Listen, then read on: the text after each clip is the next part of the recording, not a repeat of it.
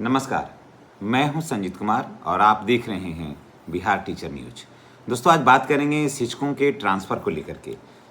बिहार की लगभग 6 लाख शिक्षक लगभग 80,000 विद्यालयों में कार्य कर रहे हैं, प्राथमिक से लेकर के उच्च माध्यमिक विद्यालय तक, 10+2 तक। काफ़ी लंबे समय से इंतज़ार कर रहे हैं, संघर्ष हुआ, लाठियाँ चली। बहुत सारे ऐसे शिक्षक रहे कि ट्रांसफ़र के इंतज़ार में वो रिटायर हो गए, लेकिन ट्रांसफ़र नहीं हुआ। जहां उनकी नियुक्ति हुई थी वहीं उनका सेवा का अंत हुआ।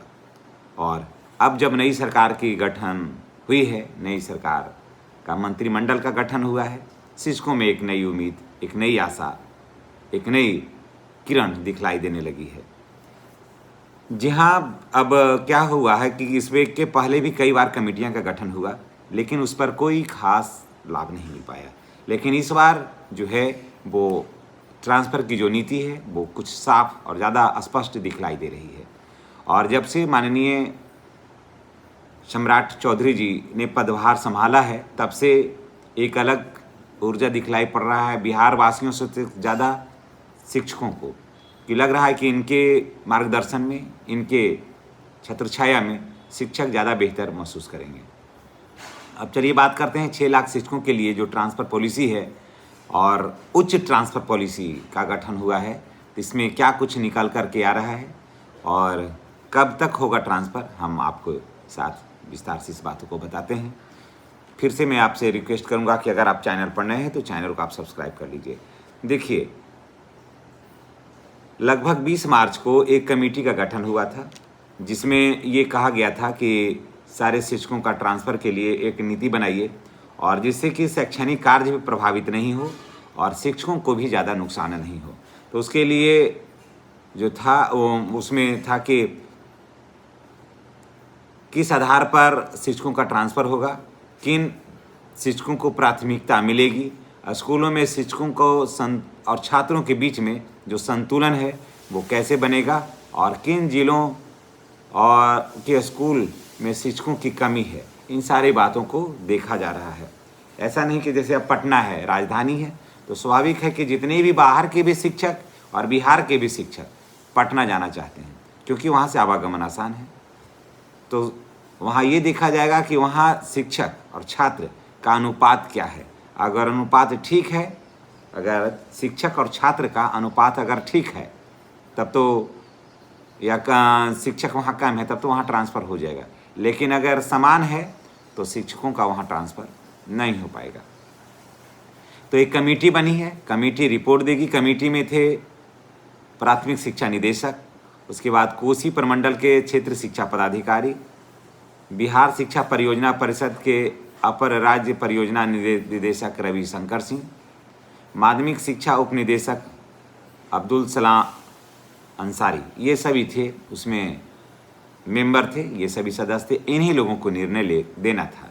उसके बाद बात करते हैं कि ये कहा गया था कि शिक्षक और छात्र का समानुपातिकरण पद्धति से ट्रांसफ़र होगा, यानी कि देखा जाएगा कि जिस विषय के पढ़ाने वाले शिक्षक हैं वो सभी विद्यालय में रहेंगे, लेकिन एक्स्ट्रा अगर शिक्षक हैं वहाँ, एक्स्ट्रा अगर शिक्षक हैं, मान लिया कि इंग्लिश पढ़ाने वाले, अंग्रेजी पढ़ाने वाले वहाँ 2 शिक्षक हैं, तो एक शिक्षक वहाँ हट करके दूसरे स्कूल में जा सकते हैं। लेकिन अगर अंग्रेजी पढ़ाने वाले सिर्फ एक ही शिक्षक हैं, अंग्रेजी पढ़ाने वाले सिर्फ एक शिक्षक हैं, तो जब तक कि उनका म्यूचुअल ट्रांसफ़र किसी और शिक्षक से नहीं होगा, तब तक वो वहीं पर विद्यालय में बने रहेंगे। तो ट्रांसफ़र के लिए सबसे पहले म्यूचुअल जो ट्रांसफ़र है, म्यूचुअल ट्रांसफ़र ही खुलेगा, उसके बाद ही आगे का कुछ होगा। अब देखिए, इससे क्या हो रहा है कि लाखों शिक्षकों को फ़ायदा होगा, सभी कोटि के शिक्षकों को फ़ायदा होगा। और कहा जा रहा है कि जो भी लंबे समय से विद्यालय में जमे हुए हैं, जो शिक्षक लंबे समय से एक ही विद्यालय में जमे हुए हैं, उनका ट्रांसफ़र हो जाएगा, चाहे वो कोई भी शिक्षक हैं, उनका ट्रांसफ़र होगा।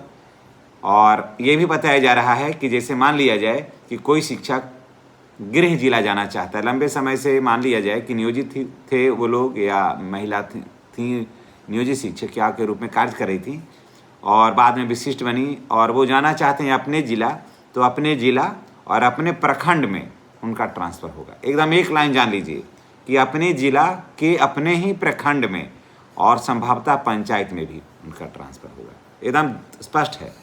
उसके बाद जो हमारे भाई बहन हैं बाहर के, बिहार के बाहर के हैं, वो अगर चाहेंगे कि ऐसे जगह जाएं जहां पर मान लिया कि कोई शिक्षक या शिक्षिका बनारस के हैं, तो वो चाहेंगे कि गया के आसपास वो रहें। जो इधर वाले हैं चाहेंगे कि गया के आसपास रहें, 2 घंटा में बनारस चले जाएंगे आराम से। जो बिहार के लोग बस से जाने में 3 घंटा 4 घंटा भले लगता है कि हम बिहार में के हैं तो बिहार में रह रहे हैं, और बनारस वाले को तो ज़्यादा ही आसान है। गया वगैरह तो बनारस वालों को, गया औरंगाबाद ये सब भभुआ ये सब ज़्यादा आसान है, वो जा ट्रांसफ़र ले सकते हैं बहुत आसानी से। तो वो वहीं के आसपास रहना चाहेंगे, यानी कि जो ट्रेन का रूट है वहाँ वो रहना पसंद करेंगे, और स्वाभाविक है भी और अच्छी चीज़ है। परेशान होने से फ़ायदा क्या है, और जो बिहार के लोग हैं उनके सीट पर वो आएंगे। तो ये सोच है सरकार का, और ये सोच जो है सरकार का काफ़ी अच्छा है। तो चलिए, ट्रांसफ़र का इंतज़ार कर रहे तो मैं आपको बता देता हूँ कि मई के लास्ट और अप्रैल और जून के फर्स्ट वीक में आपके ट्रांसफ़र की जो पॉलिसी है वो आ रही है, और आवेदन आप चाहें तो आप वहाँ इसी ट्रांसफ़र का, जी हाँ, इसी ट्रांसफ़र का इंतज़ार लोग 20 वर्ष से कर रहे थे, लेकिन 20 वर्षों में सरकार ट्रांसफ़र की कोई नीति नहीं ला पाई। तो इसलिए पीछे सरकार का जहाँ तक बात है और ट्रांसफ़र नीति की बात है, तो मैं तो यही कहूँगा कि पीछे वाली सरकार जो रही, माननीय नीतीश कुमार जी के नेतृत्व में जो सरकार रही, शिक्षकों के हित में ट्रांसफ़र वगैरह के लिए एकदम जीरो रही, कुछ नहीं कर पाई वो सरकार का। यहाँ पर फेल्यूअर कहिए तो ज़्यादा ही बेहतर होगा, पदाधिकारियों की रुचि नहीं रही। और चलिए, अब नई ट्रांसफ़र पॉलिसी जो आ रही है शिक्षकों को एक नई दिशा देगी, एक नई सोच देगी। और मैं आपको ये बता दे रहा हूँ कि आज मंत्रिमंडल की बैठक है, जी हाँ, और डीए पर चर्चा हो सकती है, क्योंकि डीए में 2% की वृद्धि हुई। अभी बिहार के शिक्षकों को 58% डीए मिलता है, और केंद्र सरकार ने डीए जो है वो 60% कर दिया है, यानी कि 2% की वृद्धि हुई है। हालांकि संगठन के कर्मचारियों का कहना था, संगठन के लीडर लोगों का कहना था कि डीए कम से कम 3% होना चाहिए, महंगाई बहुत ज़्यादा बढ़ा है तो 3% होना चाहिए। अब 3% हो जाने से राहत मिलता सारे कर्मचारियों को, बिहार के शिक्षकों को भी, लेकिन नहीं हो पाया और 2% डीए में वृद्धि हुई। तो जब तक कैबिनेट में इसकी मुहर नहीं लगेगी तब तक तो ये मान्य होगा नहीं। और आज कैबिनेट की बैठक है, बुधवार के बुधवार माननीय सम्राट चौधरी जी बैठक कर रहे हैं। पिछले बैठक में पिछले बुधवार को जो बैठक हुई थी उसमें सभी पुराने एजेंडे पर ही मुहर लगा था, नई ना नौकरी की बात हुई, ना नई कोई नीति की बात हुई। जो भी पुराना था, जो ही रुका हुआ था, जो अटका हुआ था, उन सारे बातों पर ही चर्चा हुई। कुछ भी नया कुछ भी नहीं हुआ। वो ऐसे कहिए तो कोई रोजगार के लिए वहाँ पर बातें नहीं हुई, किसी कर्मचारियों के हित की बातें वहाँ नहीं हुई। वो सिर्फ एक मान के चलिए कि पुरानी बातों को दोहराया गया और एक औपचारिक बैठक रही जिसमें कोई खास निर्णय नहीं हो पाया। लेकिन आज का बैठक बहुत महत्वपूर्ण है। आज का बैठक ये निर्णय करेगा कि शिक्षकों का क्या स्थिति रहेगा ट्रांसफ़र को लेकर के, क्या स्थिति रहेगा डीओ को लेकर के, क्या स्थिति रहेगा प्रमोशन को लेकर के। ये बात आज क्लियर होने की पूरी संभावना है।